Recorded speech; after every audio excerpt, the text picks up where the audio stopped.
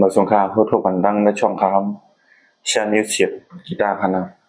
ก็ในคลิปแรกมาสับเลี้ยงในตอนนั้นน้องมือใหม่คันนะดึกเรียเพียนจากที่วัฒนาไฮติงนั่นคันนะก็ตอนนั้นที่เขาดิพึกได้ต้องว่าเลยว่าต้องหาซื้อติ่งอันหนึ่งคันนะติ่งก็จะว่าต้องหาซื้ออันกาคันใหญ่คันนะ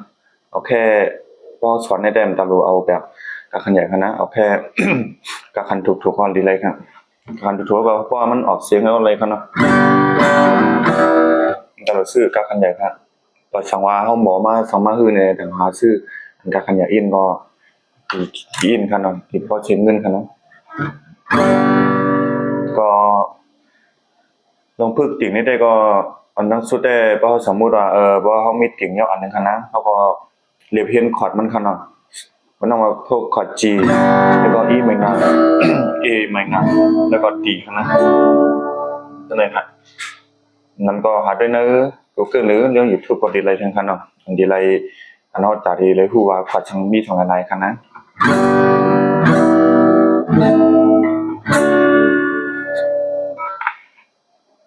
ก็อันนี้ได้อันคาดีที่ในได้เป็นลองการไห่ของเขาคันเนาะก็อันนี้เป็นการไห่ของเขาขนาดคาดีไห่ส่วนในได้กันนะ ก็ดีโมดับสำหรับนอกจากดึกมาใหม่คันนะอันที่วัฒนาแต่ที่ไห่ติงมาใหม่คันเนาะคำว่าบ่ไห่ยอดได้ก็เขาก็ย่อมน้อมคณะเตียนในส่วนในกระบอกถูกต้องเตียนถูกเตียนมันคันนะ ก็ในตอนนั้นน้องมือใหม่คณะใครไห่ในคันนะก็เข้ามาด้วยกันค่ะอันคาเดนเนี่ยมันมีอยู่4คอร์ดคันนะเพราะเขาไปม2-4มิลขนมไปมยิบคอร์ดไปมไห่ ไปมฮู้ว่าคอร์ดนั้นมีอะไรแน่ก็ในคดีสับเรียงบันลอยๆขนาดในคลิปในครั้งก็เอามาด้วยอันดำแนบเป็น G ขนาดอันคดีแนะนำแรกที่มี G แล้วก็ E ไมเนอร์แล้วก็ลงมาแทง A ไมเนอร์ครับขึ้นลงมา D ครับแล้วขึ้นมาจู G ครับย่ออันตั้งสุดได้เขาหมอยิบคอร์ดหมอฮู้ว่าคอร์ดอยู่ที่ไหนแล้วก็หมอยิบคอร์ดที่ไหนนี่ครับนะลงหมอยิบคอร์ดอยู่จังหือแล้วก็คอร์ดอยู่ที่ไหนนี่ครับนะอันตอนน่ะหายในได้เขาอย่าเป็นเนี่ยจะไม่แลจะไปหายว่าจังไหนครับนะว่าเนี่ยจะไม่ครับนะแล้วก็เขามาเรียบเรียนไผ่ใช่ก่อนกลางครับนะไผ่ใช่ว่าคอร์ดในมีกันหลายข้องมีกันหลายนิ้วเขาได้เรียกไว้จังหือนี่ครับนะก็เขามาสอนยิบคอร์ดตั้งหาจีครับเขาก็ด้วยจ้ามันคาริโลให้มันในรูปมันเนี่ยครับนะลายยิบคอร์ดมันครับนะต่อ G E ไม่นะ A ไม่นะแล้วก็ D ครับนะก็มายิบจำเลยอันคาดีอันโดนนี่ครับไผ่พาแน่ตัวหนาเขาไห่ตอนตั้งสุดแต่ไห่บันลุงไห่ลุงเนี่ยหลายกว่าเลยครับนะ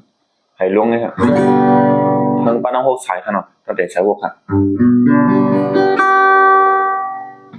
แม่เขาลืมลาดว่าว่าสุดเตียงอย่าไปลืมตั้งสายครับเนาะก็มาเดี๋ยวเสียงสติงเขาเนี่ยซื้อมาเสียงมันเข้มเลยครับนะก็ลืมลาดป้าเขาว่าสายหนึ่งอยู่ใกล้ๆครับเนาะตอนน้องมือใหม่ครับนะสายหกกันเลยครับ6 5 4 3 2 1ครับเนาะแล้วก็ในนี้มีอันนี้ก็มีของจื่อมันครับนะ E A T B G E ครับเนาะที่มี6สายครับเนี่ย6สายครับนะพอตั้งสายมันก็ดีอยู่จอมห้องสายจื่อมันครับนะ E A T G P E ครับนะก็มาขึ้นเตจานมาไปในคณะ G ครับก็ยิบเหมือนในเคพาในคณะนะครับแล้วก็ไขขวาแน่ก็ต้องแก้ได้เมื่อเขาสอนไห้ในก็สอนยิบป้าปิ๊กในดีครับนะสอนยิบปิ๊กครับเพราะผมยิบปิ๊กก็ไหลครับเอามือไห้ก็เลยครับแต่ข้าทำถนัดปิ๊กเลยค่ะดีสอนยิบปิ๊กครับเนาะไห้ลงหรือไล่ค่ะแล้วก็ปล่อยลอยๆค่ะเนาะไปซ่านะเดี๋ยวก็มาติ๊กที่อีไม่น่าค่ะอีไม่น่าแค่2สายค่ะนะข้อง2นะเดี๋ยวขึ้นกว่าเอไม่น่าค่ะเนาะขั้นลงเหมือนกันเนี่ยค่ะเดี๋ยวก็ในที่ป้านิ้วจี้ค่ะนะที่มี3นิ้วค่ะแล้วก็ตีค่ะเนาะตีธรรมดาค่ะนะนี่ก็2ข้อเหมือนกันครับข้อ2 3ค่ะเนาะปอเขาพูดอะไรขอฉีกขันให้เขามือเขาใช้เขาค่ะเนาะเขายิบด้วยตรงไหนเขายิบละอินเนี่ยแล้วก็นี่ก็ยิบละอินค่ะนะอีไม่นะเอไม่นะตี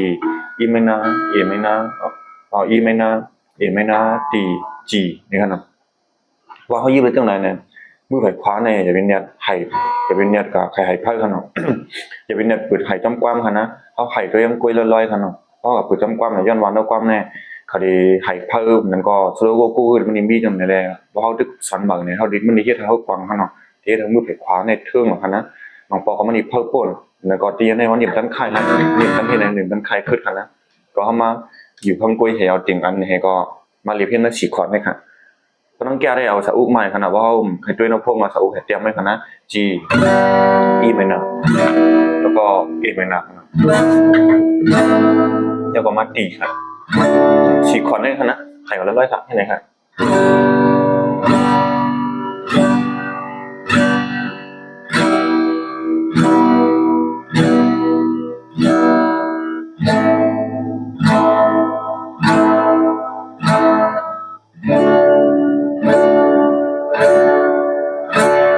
ไข่ดาน1ขวัญได้4ไร่คั่นเนาะ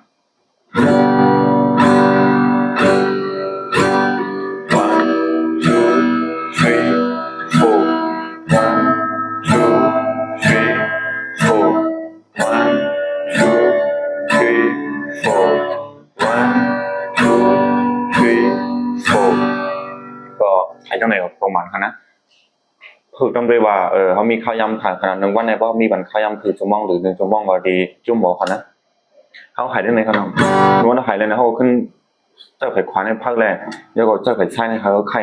ค่าเลยขวัญพออีกคั่นนะไข่เดี๋ยวเนี่ยไข่ขนาดร่วงคั่นเนาะไข่ร่วงหลายคั่นอันไหนแลเพิ่มมาอีกคั่นนะ 1 2 3 4 1 2 3 4 1 2 3 4 1 2 3 4นี่ครับ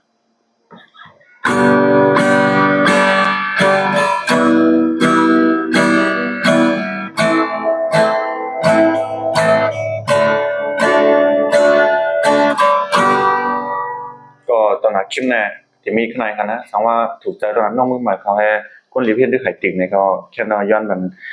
กดไลค์กดแชร์กันเองคั่นนะตอนนั้นมียังเจอทางคลิปดีมากคั่นนะเหมือนสมมุติก็ค่ะ